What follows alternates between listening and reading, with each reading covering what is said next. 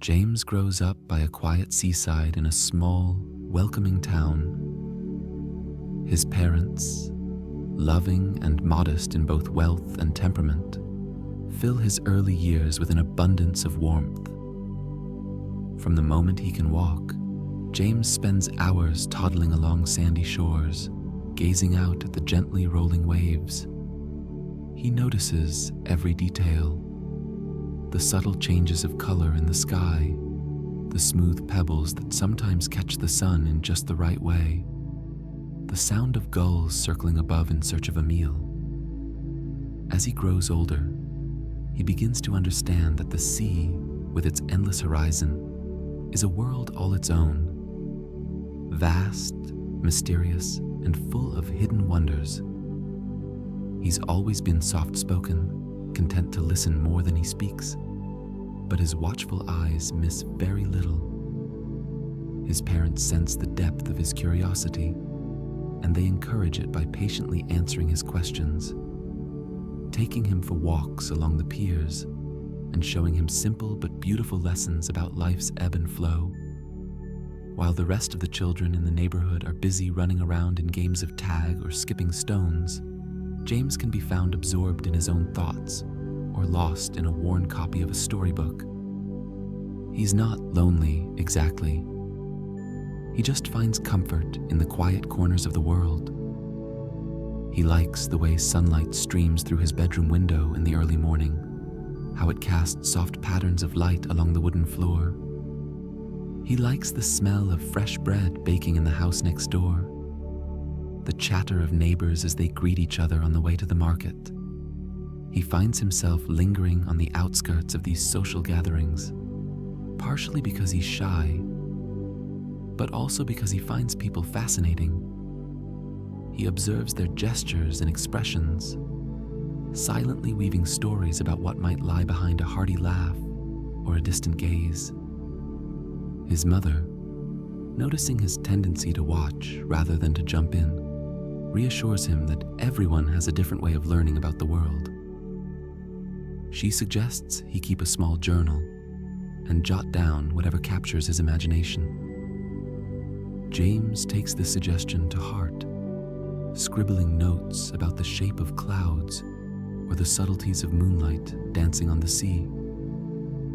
Over time, that simple journal becomes a precious companion, something he returns to whenever he yearns to capture a moment he fears might slip away.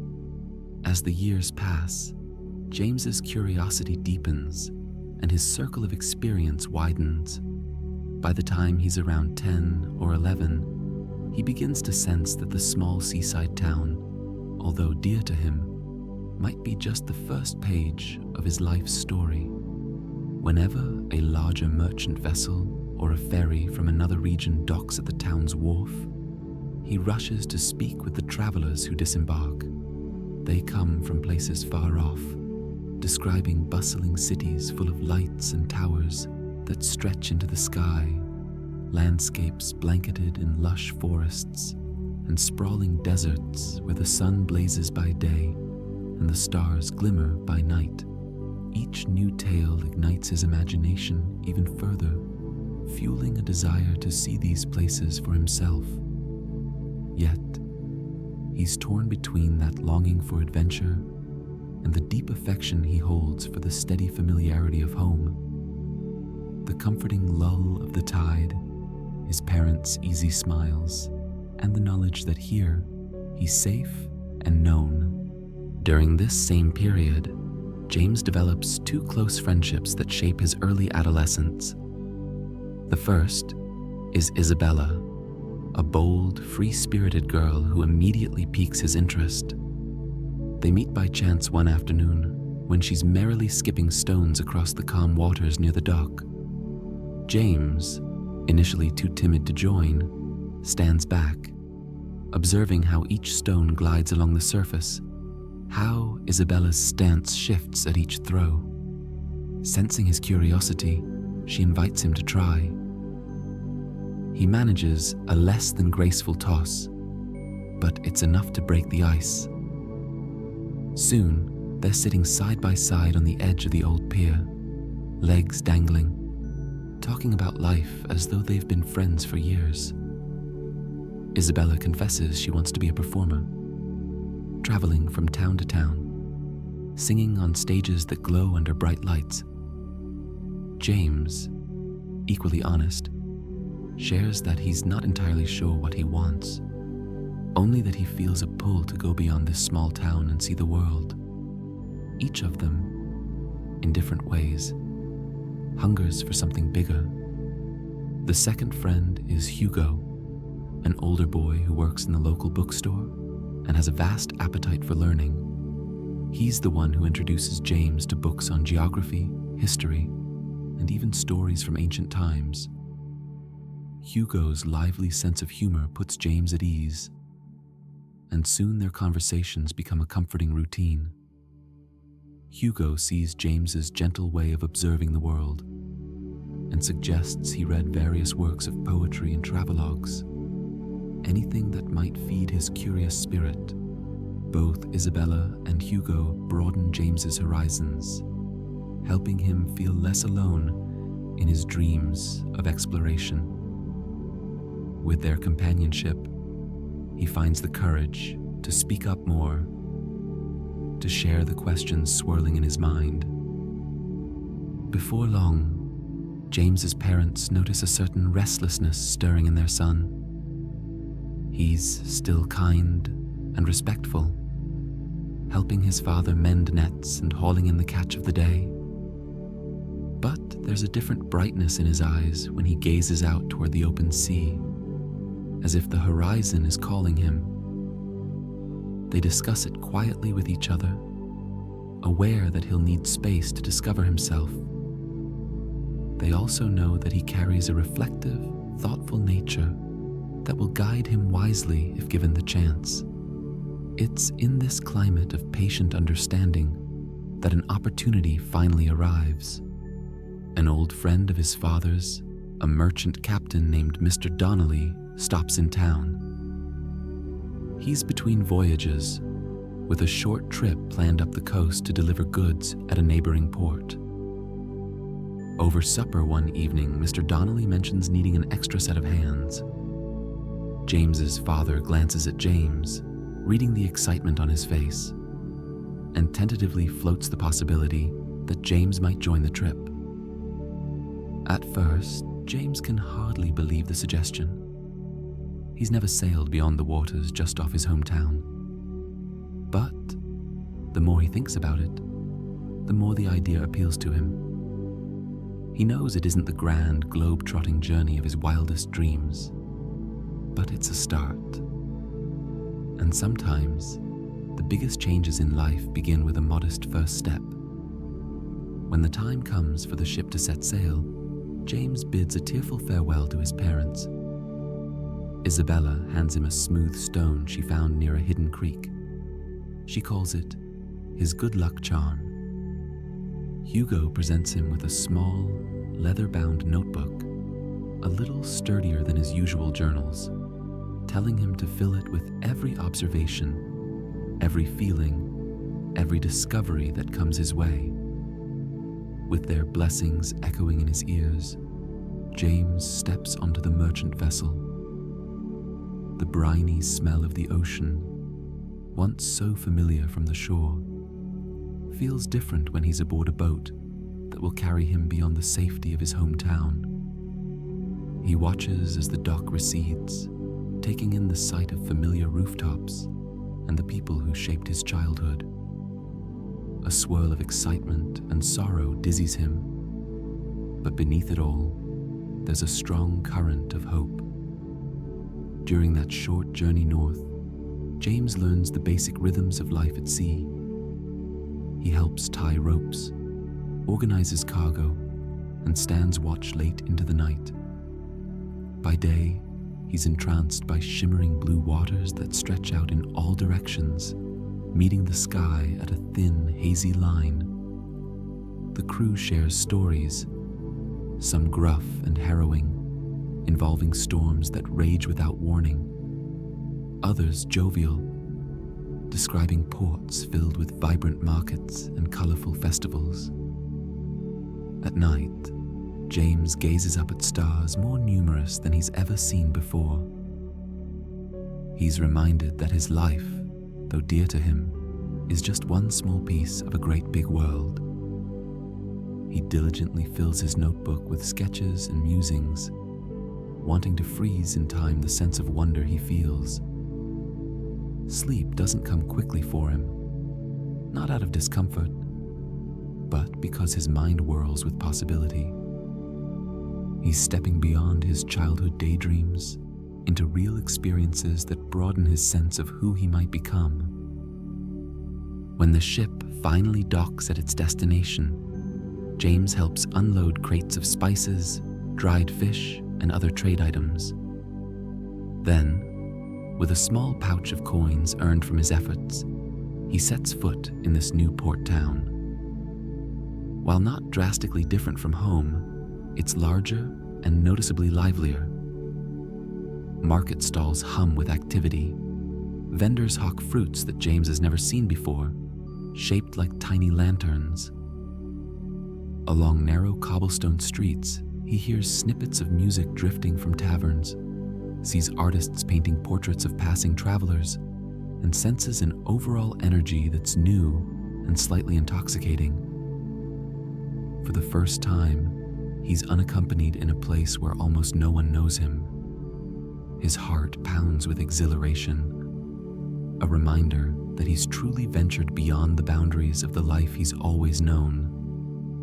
Still, there's a part of him that yearns for the comfort of home. Before long, he finds himself faced with a choice. Should he continue traveling, following the trade routes to cities even farther away? Or should he return to his parents, share his stories, and gather the emotional and practical tools he might need for greater adventures in the future? In a quiet moment at a small inn by the waterfront, he sifts through these questions in his notebook, weighing each possibility. He pictures his mother's calm encouragement, his father's steady guidance, and he recognizes that a big journey might be more fulfilling when he's fully ready for it. Though the pull of exploration remains strong, he decides to head home for now, to ground himself in what's familiar, and to prepare more thoroughly for what may come next. The journey back feels different from the journey out. He's no longer the boy who's never seen beyond his seaside hometown. He carries with him the knowledge of real places, real people, and real possibilities. Upon his return, he's overwhelmed by the welcome he receives. His parents hug him longer than usual, relief shining in their eyes. They savor every tale he recounts, the deck of the merchant vessel, the odd foods he tasted, the music he heard in dimly lit taverns. Hugo is eager to see the new additions to the notebook, scanning James's sketches and remarks with genuine fascination. Isabella demands a more theatrical retelling, peppering him with questions about the boat's size, the wild nights under the stars, and the markets buzzing with life. Settling back into the rhythm of his hometown, James finds unexpected joy in the everyday routines he once considered humdrum. He helps his father mend fishing nets and takes pride in the precision of each knot. He accompanies his mother to the local bakery, tasting warm bread as soon as it's out of the oven. He strolls along the beach at sunset, letting the ocean's hush connect him to something ancient and steady. Perhaps most importantly, he no longer feels any need to flee. Instead, he senses he's collecting pieces of home that can serve as a comforting anchor whenever he sets out again. His old longing for places far away remains, but it's balanced by an equally strong affection for the familiar. A few more years pass, nudging James into late adolescence and early adulthood. He takes on heavier responsibilities at home, helping his father with bigger tasks, and running errands for neighbors when they're in need. During this time, Isabella's aspirations of performing blossom. She's accepted into a traveling troupe and will soon leave the seaside for various larger towns and small cities scattered across the region. Hugo, too, is moving on, having earned a chance to study ancient texts at a distant university. James watches these developments with a mix of pride and an ache in his chest. The reality that his dearest friends are pursuing their dreams, each journeying in a different direction, makes him question his own future more urgently than before. He wonders if his next step is to remain here, continuing the peaceful life that's always known him, or to seek the experiences he's often dreamed about. Late one evening, as the hush of twilight settles over the shoreline, he wanders out to the rocks near the lighthouse. Isabella's smooth stone sits in his pocket, a small reminder of friendship and the possibilities beyond. The waves lap gently against the rocky shore, and James reflects on how everything in life, like the tide, moves in rhythms. His friends have found their own currents, and now it might be time for him to find his. Encouraged by both his parents, who have witnessed his longing for adventure, and the memory of his short but transformative journey, James decides it's time to venture out again, this time more deliberately and with a firmer plan. He spends several months saving money, working extra hours on the docks, and researching places he might go. All the while, he keeps in touch with Isabella, who writes back with stories of audiences applauding her performances, and Hugo, who revels in the labyrinth of knowledge he's discovering. Their letters remind him that stepping away from the familiar can yield rich rewards, even if it comes with uncertainty and the ache of homesickness. Eventually, James settles on a destination, a city known for its literary scene, a place where writers, poets, and readers converge, drawn to the promise of new ideas and connections. With a bit of luck, he finds a modest position at a small publishing house, one that can provide both an income and a chance to learn about the world of books. His parents stand by him at the dock when he departs, and though they're misty-eyed at the thought of his absence, they're also proud, aware that his path is unfolding as it should. Upon arriving in the bustling city, James experiences a flurry of new sights and sounds. Instead of the gentle lull of waves, he hears carriages rattling over cobblestones, vendors shouting out their wares, and street performers playing instruments he's never seen up close. Tall buildings loom overhead, crowding out much of the open sky he's accustomed to. Though it feels overwhelming at first, he's buoyed by a sense of purpose. He finds a room to rent in a modest part of town and begins his job at the publishing house, where he quickly discovers just how intricate the process of creating a book can be. He helps with sorting manuscripts, proofing galleys, and occasionally running errands for the editors. Though he's often tired by the end of the day, he still finds moments to write in his journal. He captures the spirit of the streets he walks, the personalities he meets, the unexpected kindnesses and small daily triumphs that remind him of why he came here. On weekends, he seeks out local gatherings where poets recite their work in cramped little cafes, or amateur novelists share chapters of their fledgling creations for communal feedback. At first, James simply listens, heart pounding with nervous admiration for these brave souls. Over time, however, he draws on the confidence he's built from his journeys and from the unwavering support he's known in life. He steps up, voice trembling just a bit, to share a short piece he's written about his home by the sea. How the waves roll in like old friends, how the gulls cry out as if telling a story only they can understand. The audience's gentle applause fills him with a warm glow. People come up afterward, offering words of encouragement or asking about the place that so clearly inspired him. He's reminded of how every story, no matter how personal or simple, can find a resonance in someone else's heart. Gradually, he becomes more involved in this creative circle, forging friendships with fellow dreamers who also left their hometowns, chasing that elusive call of possibility. While the city's pace remains intense, bills need to be paid, deadlines must be met, James begins to thrive. Each challenge, from a tight budget to a demanding editor, teaches him resilience. Each success, whether it's a line of praise in a literary magazine or an invitation to read at a slightly larger venue, strengthens his belief that he's on the right path. Sometime later, an editor from a well-regarded publishing firm takes note of James's short stories. She approaches him after a reading and suggests that he submit something longer, perhaps a collection of pieces, to be considered for an upcoming anthology of emerging voices. Though James feels a flutter of panic, he also feels more prepared than ever before.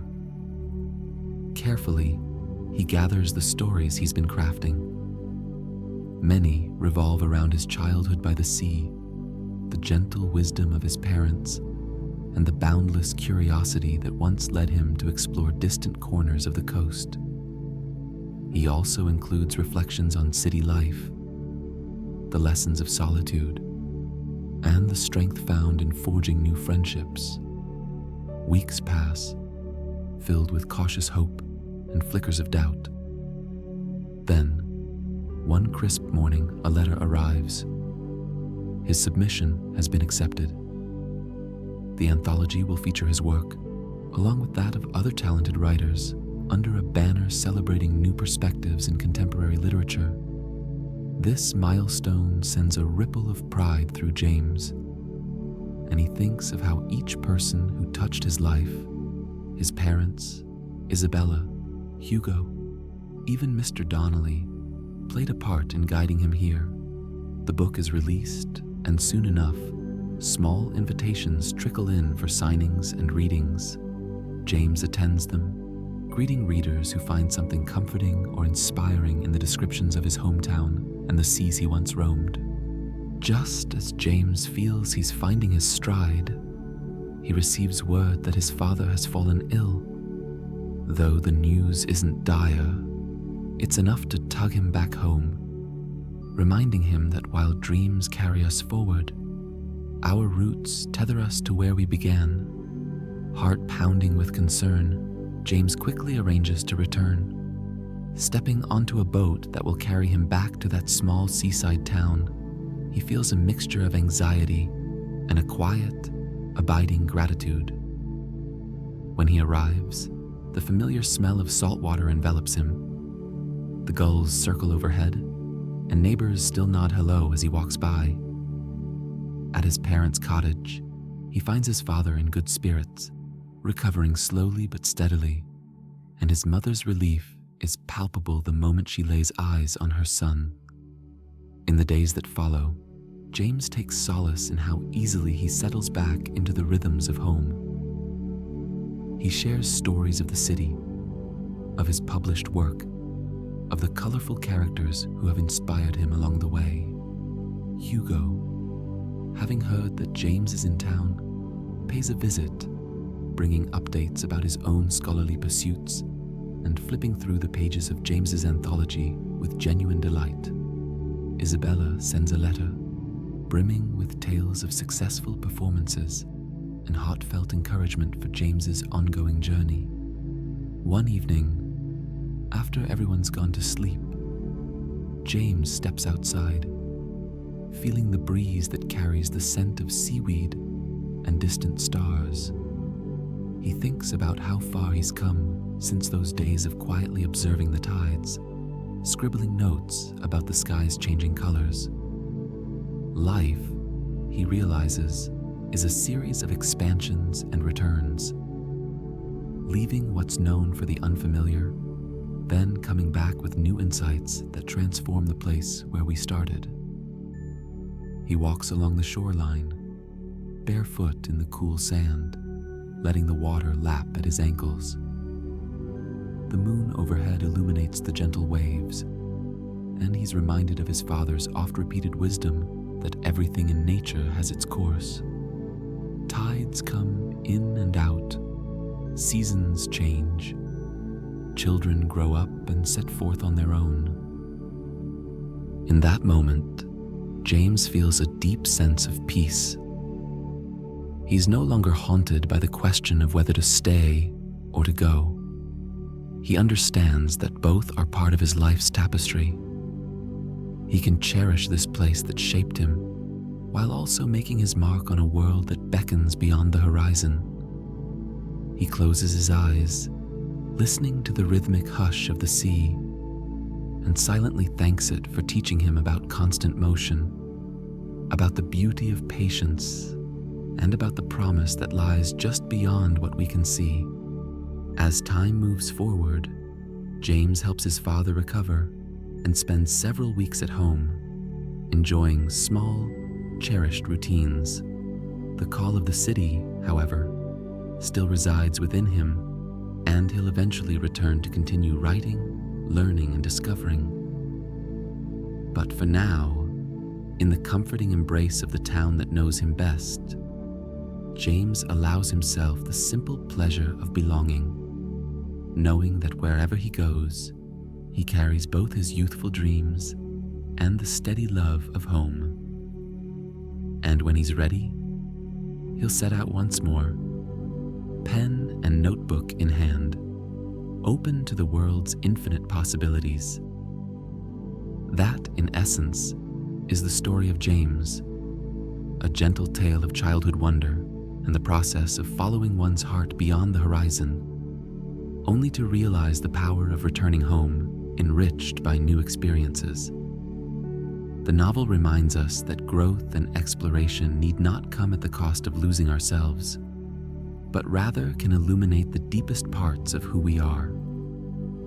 James's journey, like the ocean he loves, continues in peaceful swells and ebbs, each wave carrying him further toward understanding, connection, and an ever-expanding horizon of hope.